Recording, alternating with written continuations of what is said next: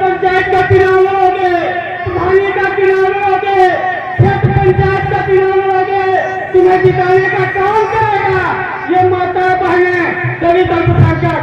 इनसे कंधे से कंधा मिलाना चालू कर दो, इनसे दिल मिलाना चालू कर दो और इनको अपना सगा भाई बहन बेटा पुत्र को मित्र मान के चलिए। सफलता तभी मिलेगी, मैं बराबर कहता हूँ। और जो जन पंचायत चल रही है हमारे कानपुर से अरुण यादव बबलू राजा के नेतृत्व में पूरे जनपद में बड़े ही जोर शोर से यह अभियान के तहत जन पंचायत लगाने का काम किया जा रहा है। मैं चाहता हूँ कि जो भी प्रत्याशी दावेदारी करना चाहते हैं, जो भी जिला पंचायत करना चाहते हैं, इसमें कोई विशेष खर्चा नहीं है। मैंने और एक बात जारी कर दी है, कोई भी पदाधिकारी का कार्यक्रम करना चाहता है ये माला को भी बंद कर दो। के साथियों से कहूँगा तो माल्यार्पण का स्वागत करें और हमारे इस मंच पर हमारे जितने भी साथी मंचासीन हैं, मैं कमेटी के साथियों से कहूँगा कि सभी को एक माला पहनाकर उनका सम्मान करें। और इस कार्यक्रम में बढ़चढ़ का हिस्सा लेने वाले हमारे छोटे भाई टिंकू सरस्वाल जी, संदीप सरस्वाल जी तथा हमारे जो भी साथी इस कार्यक्रम में सहयोग किए हैं, सभी लोग आए और सभी को सम्मानित करने का काम करें।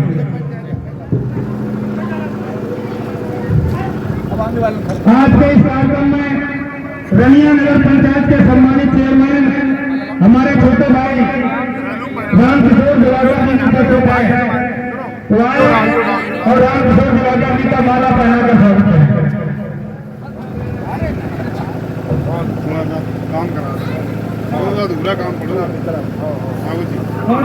एक एस्टीमेट बना दिया सेकू खान ने बनवाने आए बहुत दूसरा काम पड़ा कार्यक्रम के हमें निवेदन करूंगा जनता कानपुर बिहार समाजवादी पार्टी के जिला उपाध्यक्ष इंजीनियर राम यादव जी उपस्थित है, उसे कार्यक्रम को संबोधित करने का काम करें।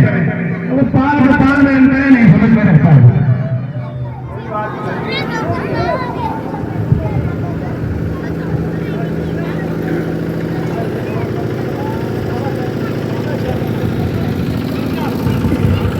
साथियों, आज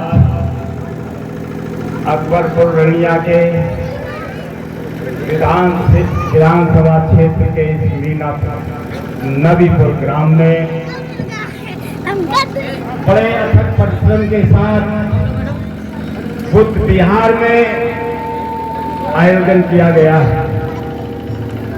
यहाँ पर वो वातावरण बनने जा रहा है जो किसी सपनों के बराबर होगा। मंच पर विराजमान बाबा साहब को प्रणाम करते हुए हमारे राष्ट्रीय सचिव माननीय श्री राजा राम जी का अभिवादन करता हूं, स्वागत करता हूं। मंच पर उपस्थित आज की सभा के अध्यक्ष माननीय छेदालाल यादव जी का सम्मान करता हूं, अभिवादन करता हूं। और हमारे कानपुर से आज के जिला अध्यक्ष माननीय अरुण कुमार बबलू राजा जी का अभिनंदन करता हूं। प्रदेश के रूप में, पदाधिकारी के रूप में यहाँ उपस्थित हम सबके बीच के जाने माने चेहरा के रूप में माननीय वीर सिंह जी का अभिवादन करता हूं, स्वागत करता हूं। अल्पसंख्यक के प्रदेश सचिव माननीय रामकिशोर दिवाकर जी का रनिया के चेयरमैन है, मैं स्वागत करता हूं। हमारी विधानसभा के विधानसभा अध्यक्ष राघव अग्रवाल जी का स्वागत करता हूं। साथ में मंच में उपस्थित जो हमारे साथी आए हुए हैं, हमारे बीच बैठे माननीय मामू जी, सुल्तान मामू जी जो मोहम्मदपुर से आए हैं, जो सिया समुदाय के कानपुर देहात के जिला अध्यक्ष हैं, मैं उनका अभिवादन करता हूं, स्वागत करता हूं। इसी कड़ी में यहाँ पे उपस्थित मंसूर सभा के जिला अध्यक्ष सरनाम सिंह जी का अभिवादन करता हूँ। पूर्व सभासद माननीय श्री शंकर जी का स्वागत करता हूँ और सबसे अधिक हार्दिक अभिनंदन करता हूँ हमारे बीच उपस्थित गुरु जी श्यामलाल जी का स्वागत करता हूँ। साथियों, मंचा सिंह जिनका विराम छूटा है, मैं सभी का अभिवादन करते हुए सामने ओरियन के सामने बैठी मेरी माताओं और बहनों और बुजुर्गों का अभिवादन करते हैं और सबसे बड़ा अभिवादन करते हैं मंचा सिंह शकुंतला वैद्य जी का, जिन्होंने अपना जीवन बिताया है बाबा साहब के प्रचार करने में, बेटियों को पढ़ाने में। ऐसी शक्ति, महिला शक्ति के रूप में बहन शकुंतला जी का अभिवादन करता हूँ। सबसे अधिक अभिवादन आज के दिन जो है, जिन्होंने अधिक परिश्रम के रूप में हमारे साथी जिले के उपाध्यक्ष अमर सिंह पाल जी हैं, जो इस सभा का आयोजन किया है।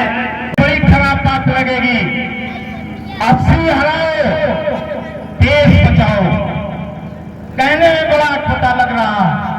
80 हराओ देश बचाओ, इसका फार्मूला क्या है? कहां से हम ऐसा कह रहे हैं, जबकि जमाना ये कह रहा है 80 जिताओ 20 हराओ, लेकिन मैं कह रहा हूं 80 हराओ देश बचाओ। कैसे? इसकी साफ सी गणित है।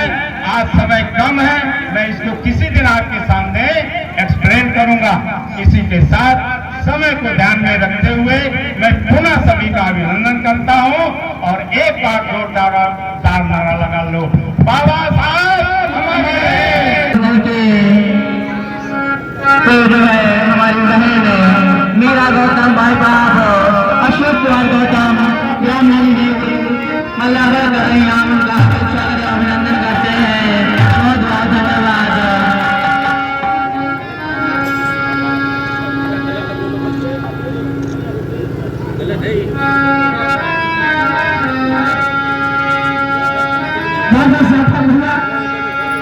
आपने सम्मान दिया,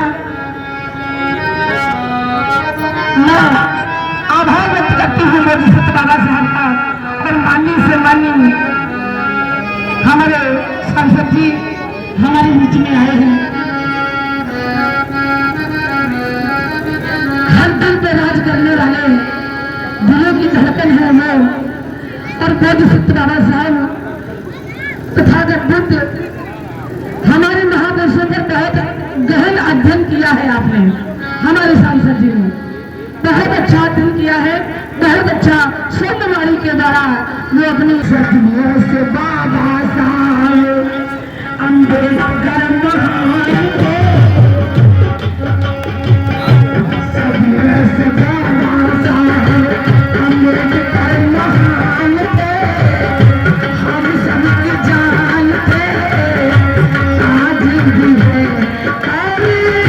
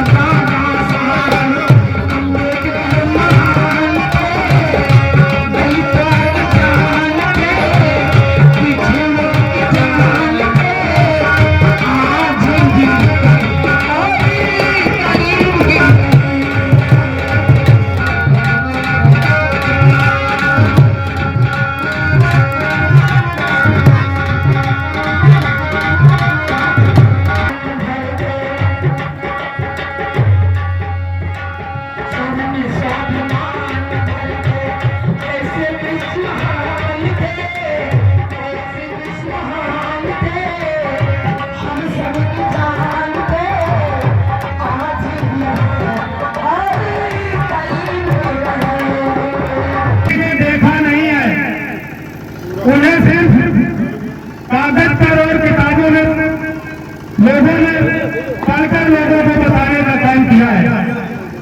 लेकिन मैं पूरे भरोसे के साथ कहता हूं कि इस धरती पर और खासकर भारतवर्ष में अगर कोई देवता है वो बाबा साहब भीमराव अम्बेडकर है। दूसरा बड़ा कोई देवता इस धरती पर नहीं है, क्योंकि देवता वो होता है जो किसी को देने का काम करता है। और बाबा साहब ने इस देश के दबे पिछले दलित समाज को उनका हक और अधिकार संविधान में देने का काम किया है। मैं सभी साथियों से कहता हूं कि इस देश के लोगों को, खासकर दबे पिछले दलित और पिछड़ा समाज के लोगों को न किसी मंदिर से कुछ मिला है और न किसी भगवान से कुछ मिला है। अगर इस देश के दलितों और पिछड़ों को मिला है तो बाबा साहब के संविधान से मिला है। इसलिए मैं चाहूंगा आप लोग बाबा साहब के संविधान में जोरदार तालियां बजाकर बाबा साहब का सम्मान करने का काम करें। और कार्यक्रम की इस कड़ी को आगे बढ़ाते हुए मैं निवेदन करूंगा, हमारे इस कार्यक्रम में उपस्थित जनपद कानपुर देहात के पूर्व जिलाध्यक्ष सम्मानित बड़े भाई वीरसेन यादव जी से कि वो आए और इस कार्यक्रम को संबोधित करने का काम करें। साहब ने हिंदुस्तान के लोगों को, गरीब शोषित पीड़ित दलित और पिछड़े लोगों तुम्हें जो दिया है वो शायद इस मुल्क में कोई नहीं दे सकता है। मैं तुलना किसी से नहीं करना चाहता, लेकिन कह सकता हूं कि बाबा साहब ने हर उस गरीब को उसका मान और सम्मान बढ़ाने का काम किया है, काम का अधिकार दिया है, रोजगार दिया है और नौकरी जैसे महत्वपूर्ण पदों पर बैठाने का काम किया है। आज अगर दलित का बेटा कलेक्टर हुआ है, अगर आज पिछड़े का बेटा कलेक्टर हुआ है, आज अगर दलित का बेटा कप्तान हुआ है तो ये देन बाबा साहब की है। इसलिए याद रखना, इस मुल्क को आपको कुछ मिला है वो बाबा साहब की देन है।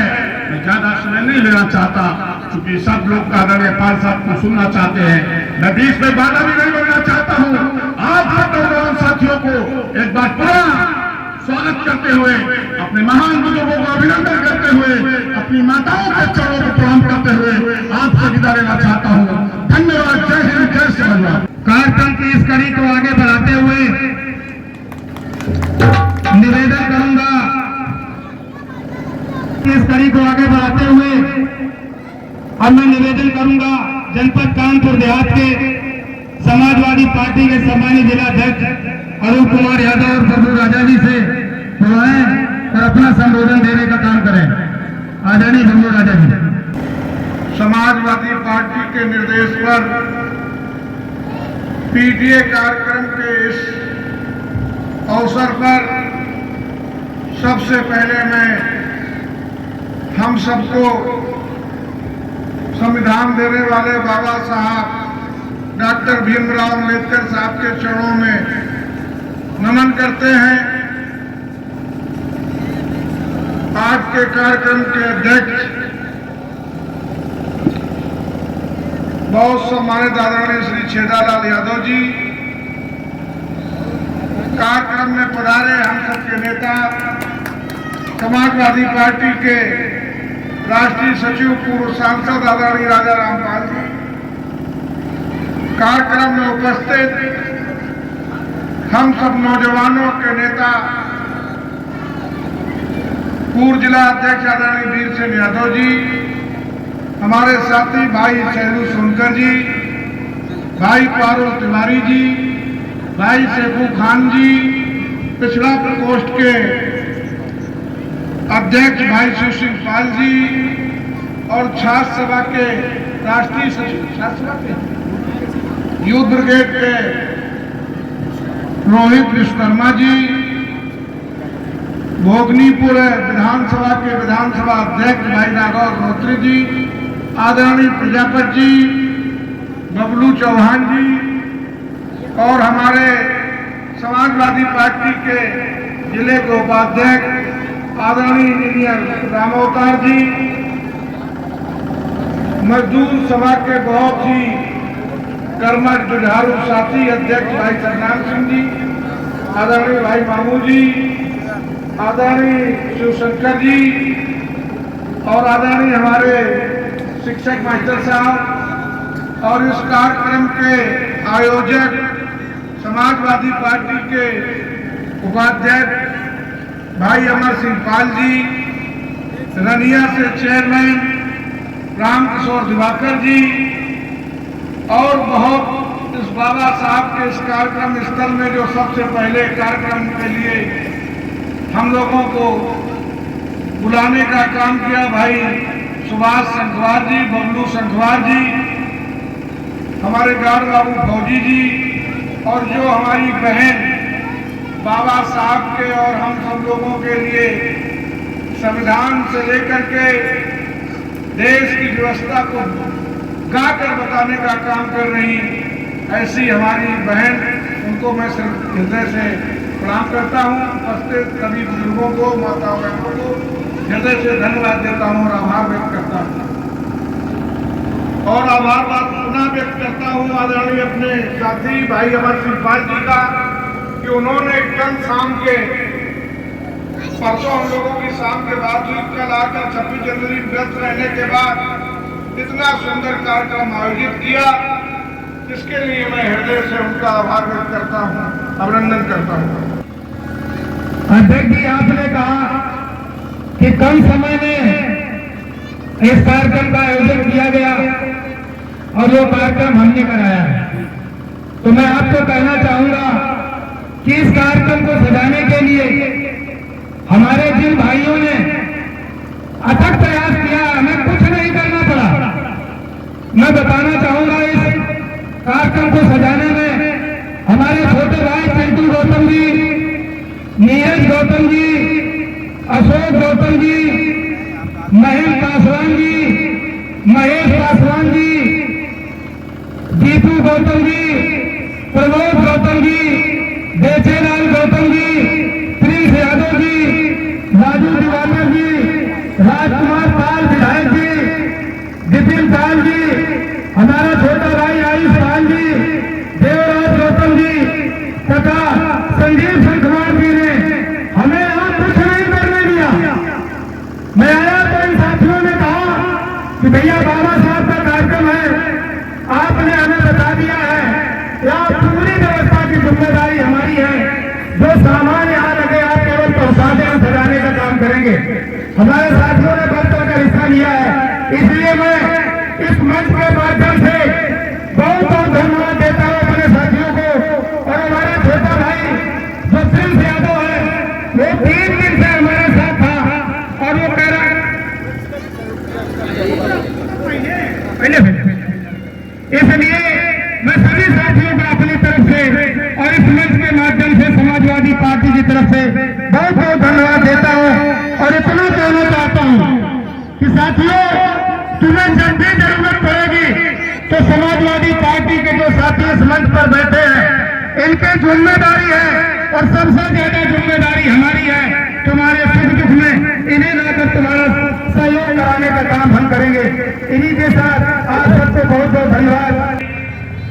हमारे इस कार्यक्रम को, जिनको आज कार्यक्रम में जिन्हें सम्मानित किया गया है, आदरणीय राम सिंह पासवान जी, राम प्रकाश संखवार जी, प्यारेलाल पासवान जी, शिवरतन पासवान जी, ज्ञानवती संखवार जी, रामकीर्ति संखवार जी, रुक्मिणी संखवार जी, शोभरन संखवार जी, सीताराम पाल जी, एक्स एयरफोर्स से रिटायर्ड हैं, छोटे राजपाल जी, सावित्री संखवार जी, रामविलास पासवान जी, और जिनने इस कार्यक्रम को सजाया है, मेहनत की है, वो नौजवान साथी हैं चिंटू गौतम जी, नीरज गौतम जी, अशोक गौतम जी, महेश पासवान जी, महेश पासवान जी, दीपू गौतम जी, प्रमोद गौतम जी, बेचेलाल गौतम जी, प्रिंस यादव जी, राजू दिवाकर जी, राजकुमार पाल जी, विपिन पाल जी, आयुष पाल जी, देवराज गौतम जी, विपिन पाल जी,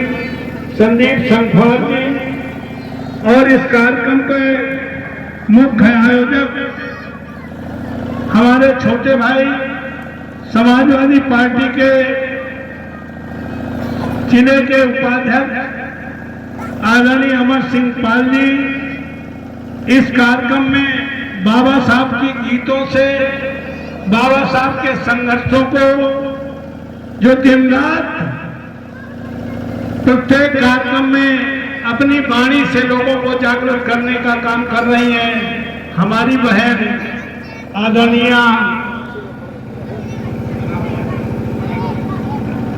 शीला जी, शकुंतला कमल जी, उनके साथ संगत करने वाले हमारे वादक कलाकार साथी, गायक कलाकार साथी और इस कार्यक्रम में उपस्थित हमारे सम्मानित बुजुर्गों, नौजवान दोस्तों, माताओं, बहनों एवं प्यारे बच्चों, सबसे पहले उस महामानव को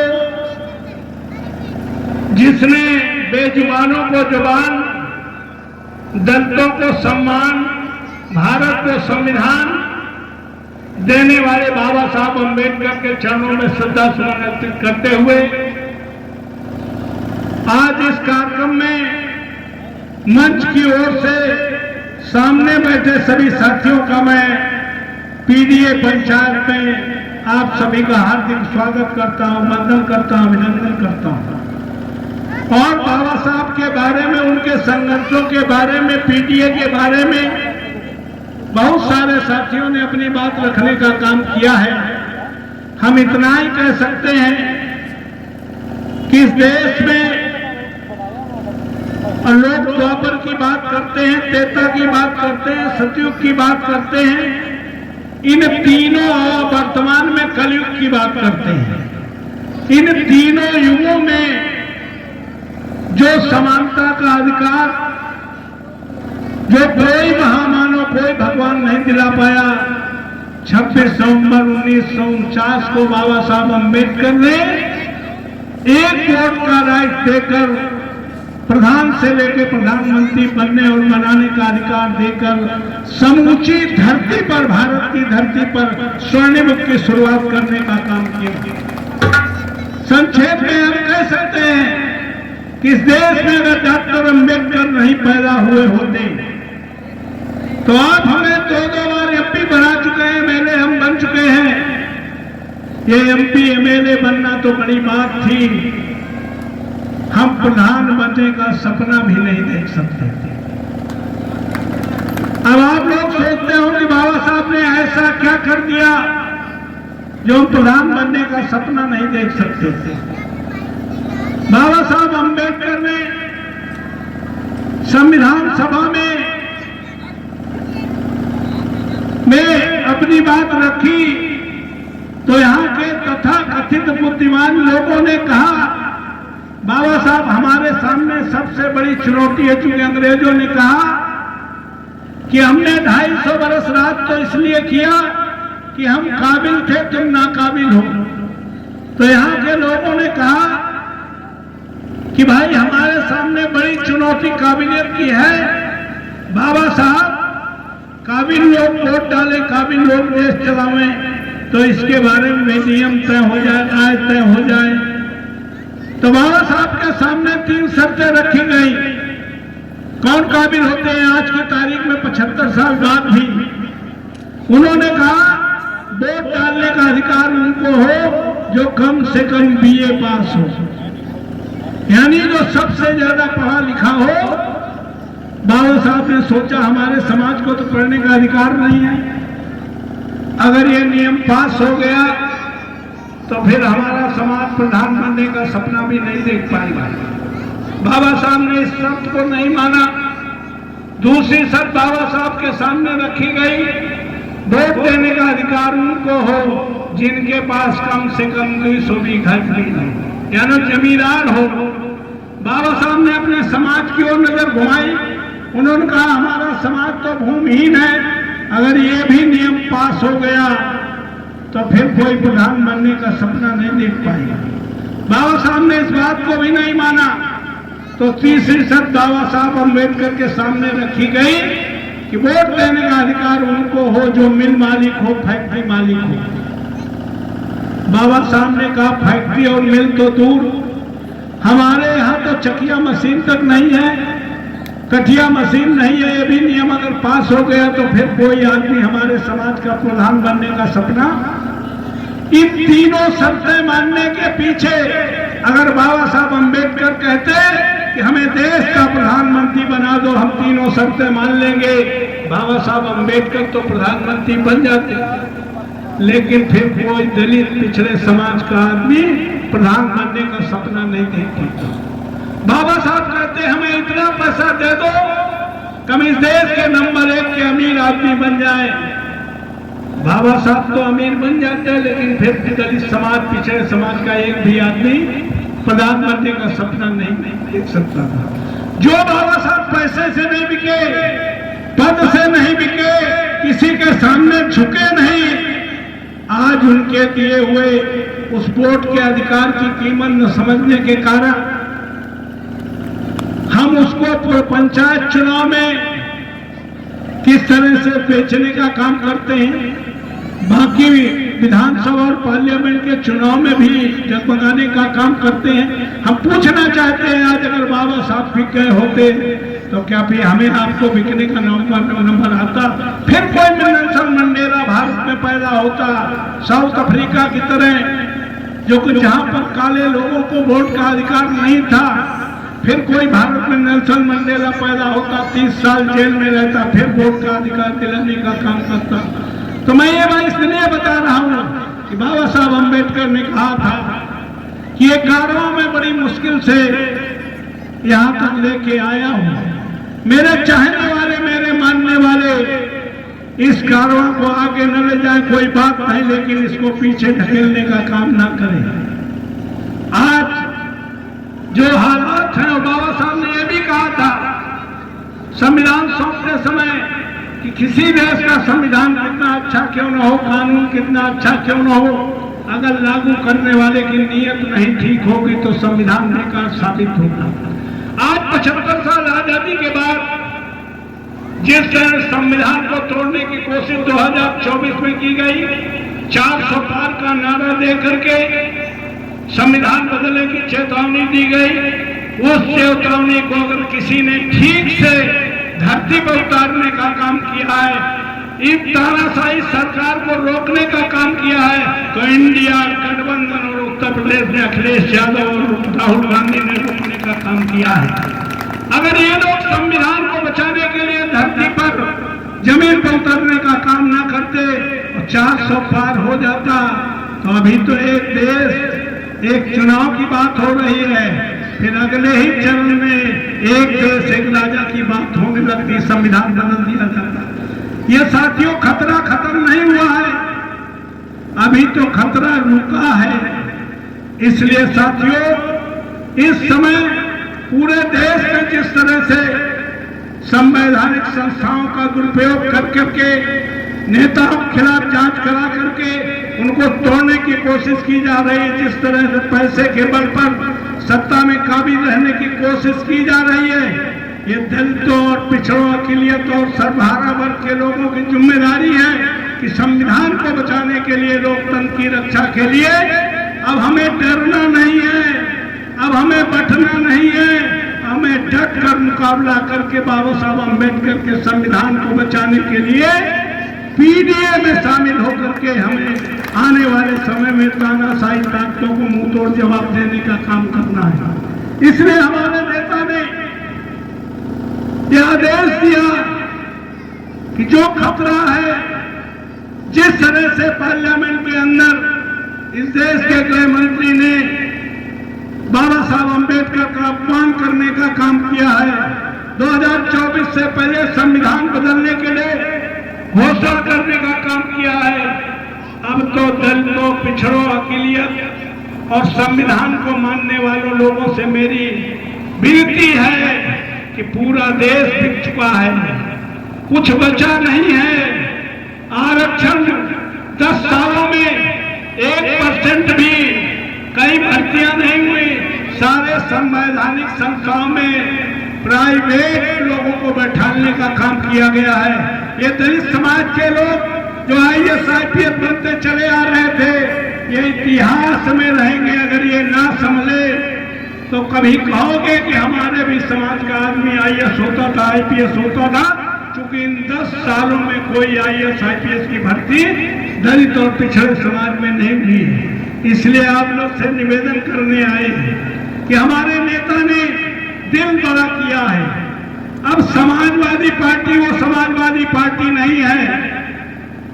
ये समाजवादी पार्टी में लोहिया का समाजवाद तो है ही, गांधी का गांधीवाद भी है और बाबा साहब अम्बेडकर का अम्बेडकरवाद भी है।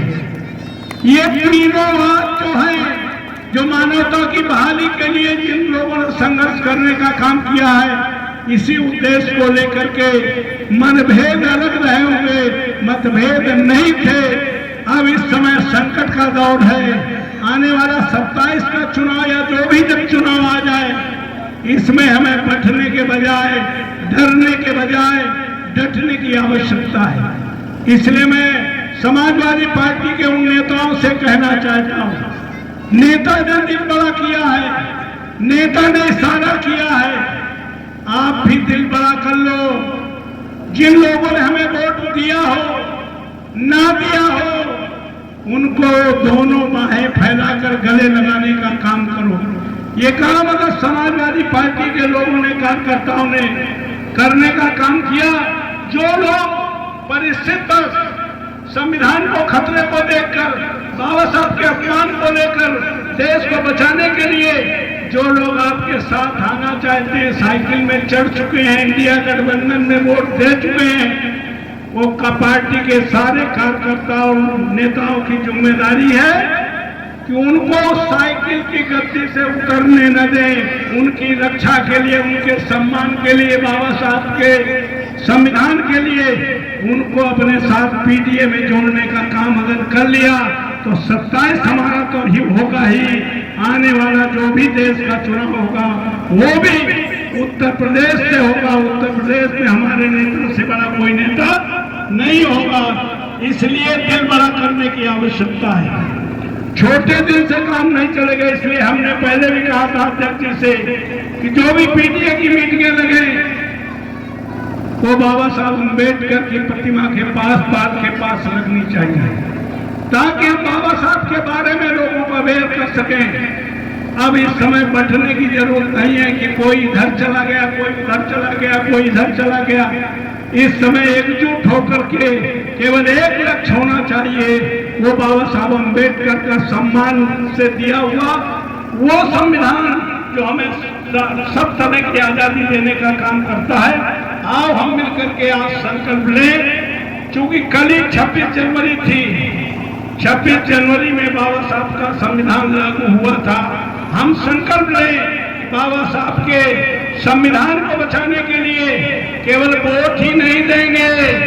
अगर कोई भी बाबा साहब के संविधान को बदलने की हिमाकत करने का काम करता है तो हम लोग सड़कों पर उतरने का काम करेंगे, जरूरत पड़े तो जेलें भरने का काम करेंगे। इससे भी बड़ी कुर्बानी अगर कोई आएगी तो देने से पीछे हटने का काम नहीं करेंगे। इसलिए आपसे निवेदन करने आए हैं कि आप सब लोग, हम लोग समाजवादी पार्टी के लोग यहाँ बैठे हैं, हम तो लंबे समय से जानते हो, हम तो अम्बेडकर मूवमेंट से निकल के ही आए हैं। हम लोगों ने पूरी राजनीतिक जिंदगी में बाबा साहब अम्बेडकर जानते थे वोट देते समय कि हमने वोट तो दे दिया है, लेकिन अगर इसमें भाईचारा ना बना तो इनकी सत्ता नहीं मिल पाएगी। इसलिए बाबा साहब अम्बेडकर ने क्या कहा था कि दलित समाज के लोगों, पिछड़े समाज के लोगों, मान्याजी और सर्वहारा वर्ग के समाज के लोगों, तुम आपस में खान पान न करो, कोई बात नहीं, आपस में रोटी और बेटी का संबंध करो, कोई बात नहीं। जैसे आज पीडीए के नाम पर यहाँ पर बैठे हो, ऐसे बैठना शुरू कर दो। देश का पहला विद्वान, विश्व का 5वां विद्वान बैठे जैसी छोटी मोटी बात नहीं कर रहे थे। उन्हें पता था कि बैठेंगे तो चुप नहीं बैठेंगे, बैठेंगे तो बात होगी। तमाम लोगों ने अपने विचार देने का काम किया है। बैठेंगे तो बात तो शुरू होगी, बात लंबी चलेगी, चाय पानी होगा, और बात लंबी चलेगी तो खाना पानी होगा। चूंकि उस समय जब बाबा साहब अम्बेडकर कह रहे थे, उस समय सर्वाइवल के लिए हजारों साल पहले ये जितने भी समाज हैं, इन्होंने जो काम किया, पेट पालने के लिए जो काम किया, 5-6 भाई थे, 6 भाई अलग अलग काम किया, वही काम कौम बन गए। जात जैसी कोई चीज है नहीं, लेकिन जात यह गिरती ही नहीं। बाबा साहब अम्बेडकर जानते थे जांच ऐसी कोई चीज नहीं है, इसीलिए तो उन्होंने कहा था बैठना शुरू को, बैठते ही बात शुरू होगी, खाना पानी होगा आने वाले समय में। आज बाबा साहब की बात सच नजर आती है। उस समय कास्ट थी, अब क्लास है। अब क्या है? क्लास है। जब पढ़ने का अधिकार मिला, हमें प्रधान से लेकर प्रधानमंत्री तक चुनने का अधिकार मिला, तो जब आगे बात बढ़ी है तो आज की तारीख में IAS से शादी कर रहा है कि नहीं कर रहा, PCS से कर रहा है, डॉक्टर से कर रहा है, इंजीनियर से कर रहा है कि नहीं? तो किससे शादी कर रहा है? क्लास से, कास्ट से शादी नहीं हो रही है। ये भाईचारा बनाने के लिए PDA एक माध्यम है। आओ हम सब मिल करके इस PDA को मजबूत करके सांप्रदायिक ताकतों को आने वाले समय उखाड़ कर फेंकने का संकल्प लेके जाएंगे। और हम आज संकल्प लेंगे कि बाबा साहब अम्बेडकर के संविधान से छेड़छाड़ कतई बर्दाश्त करने का काम नहीं करेंगे। और आए हुए सभी साथियों का मैं मंच की ओर से पुनः हार्दिक स्वागत करते हुए चूंकि दूसरे कार्यक्रम में जाना है, आप सभी को बहुत बहुत धन्यवाद। जय भीम, जय भारत।